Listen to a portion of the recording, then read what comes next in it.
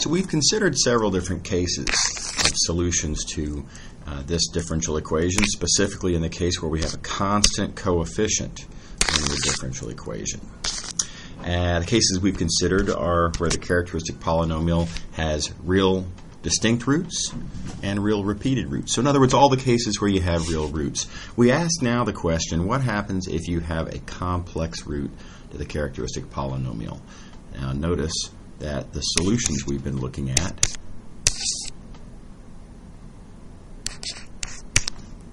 of this form, if this number r is a plus bi, a complex number, then what we have is a solution that's complex valued. The values of this function, the values of this function are complex numbers, and this is not something that we're interested in keeping. This is not our goal. We want to find real valued solutions.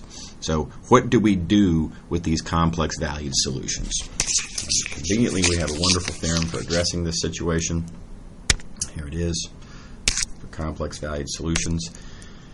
If you have one of these homogeneous, constant coefficient linear differential equations, importantly with real coefficients. And good news, that's almost all the differential equations we're going to encounter anyway. So with real coefficients. And if you have a complex valued solution, and notice your complex valued solution is going to have a real portion, and it's going to have an imaginary portion. And now the way we denote these as the real portion and the imaginary portion is, you'll notice that this u of x function, that's real. That means that this is the real portion of y. This v, by being real, makes iv imaginary, thus making this the imaginary portion of y. Okay, that being the case, given a complex valued solution y, the amazing result is that this real portion and this v of x, representing the imaginary portion, individually are also solutions to the same differential equation. Very surprising at a glance. Now let's see why this is true. Y is a solution, so we already know that. Y is u plus iv, so there I've just plugged in, and all I've done in this step is apply linearity. Keep in mind, linearity means that if you have a linear combination inside, that expands to a linear combination on the outside. Okay. So that having been done, notice what we have here is a complex expression, and this is real. Now how do I know that L of u is real? Well, u is real, and all L does to u is take derivatives. Well, if you have a real function, the derivatives are all going to be real, and then multiply by coefficients, but don't forget L has real coefficients. So because u is real, it follows that L of u is real. Furthermore, same argument on the other side over here, this is imaginary, where you might say this is this is I times a real number, a real valued function. When you take derivatives, when you multiply by real coefficients, that doesn't change the fact that there is a single factor of I in that expression. And so that means that this is pure imaginary. Or said differently, this is real. V was real, therefore L of V is real. So not only is 0 equal to this sum, but more specifically, that is the real part, and this is the imaginary part. And of course, 0 is 0 plus 0i. So that means that this is equal to this. And as we discussed in the section on complex numbers, that means that the real portion is equal to the real portion, and the imaginary portion is equal to the imaginary portion.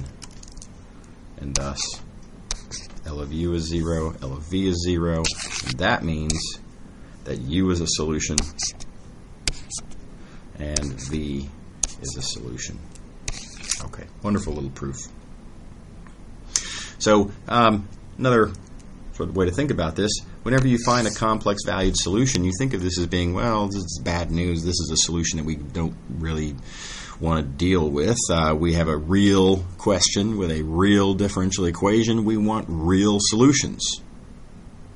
This is a differential equation modeling the real world, and complex valued solutions that does not directly express what's happening in the real world. So it seems like bad news, but the good news is, according to this theorem, when you do have a complex valued solution, you can deduce two real valued solutions.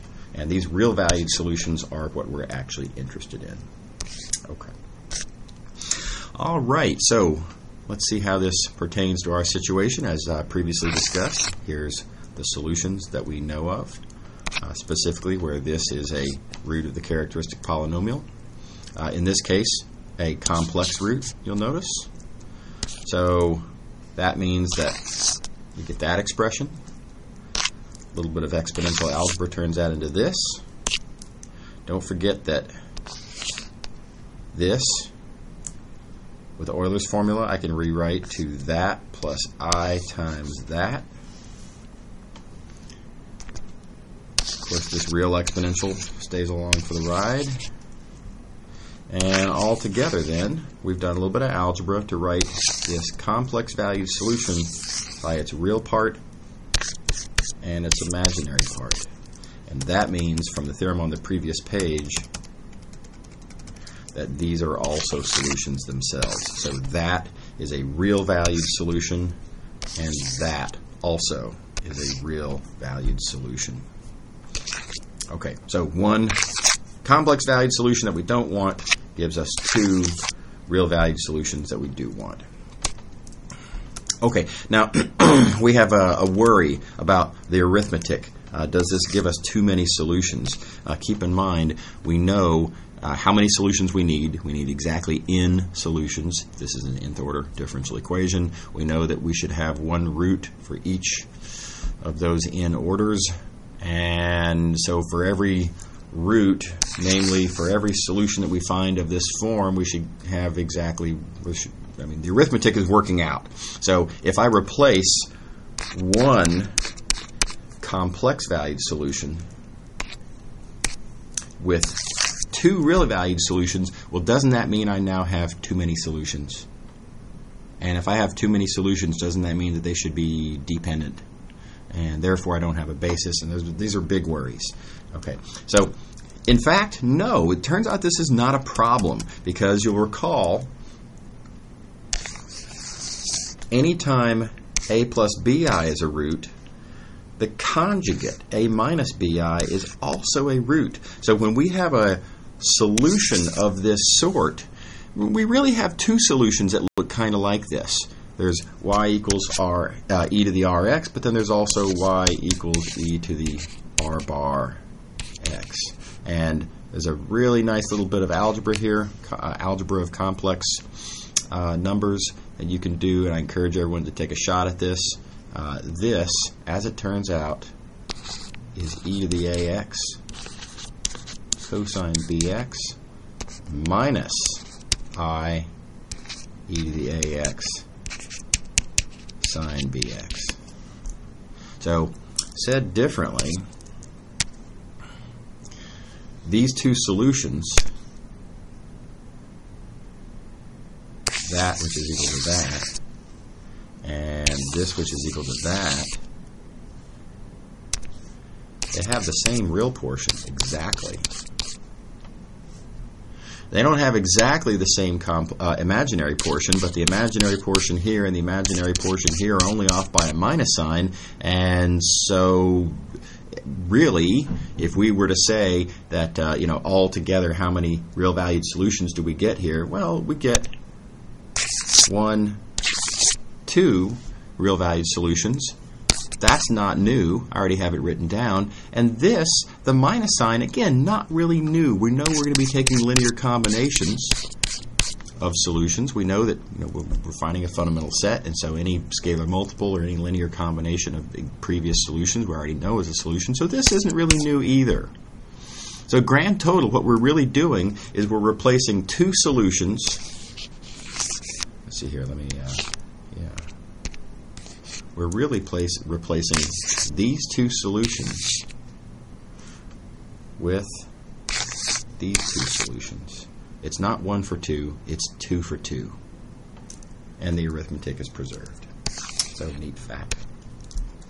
Now there's a little bit of algebra we do have to worry about. We have to make sure that when we replace these solutions instead with these solutions, we have to make sure that these are actually spanning the same set of solutions. In other words, it's not good enough for them to be the same number. We need to make sure that everything we could have gotten as a linear combination of these is also a linear combination of these, and vice versa. So a little bit of algebra to be done here. I encourage students to do the algebra on this for yourselves. Here's the idea. The idea is there are 4 calculations you have to do. You have to show that this indeed is a linear combination of these. Now that's easy. We've already done that. Here it is. E to the Rx is that linear combination of those two functions.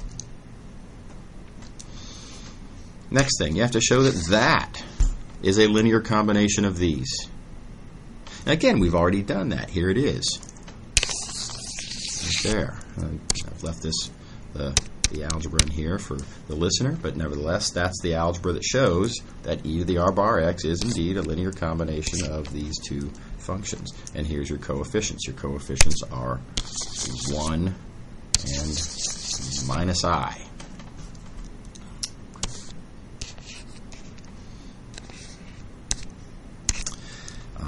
Then you also have to go the other way, and you have to show that this is a linear combination of these. Now that's a little trickier. Students can do this on their own, though. Write out this in terms of these two functions, and then write out this in terms of those two functions, as we've already done, and think about how can you eliminate the e to the ax sine bx. How can you eliminate that from the equation? And if you make clever choices and you eliminate the sign terms, then you'll be able to realize this as a linear combination of these. It's a great little exercise in complex algebra. I encourage everyone to do that. And then likewise, you have to show that this is a linear combination of these as well. And likewise, it's a little bit of tricky coefficient negotiating involving complex algebra. So I encourage everyone to do that as well.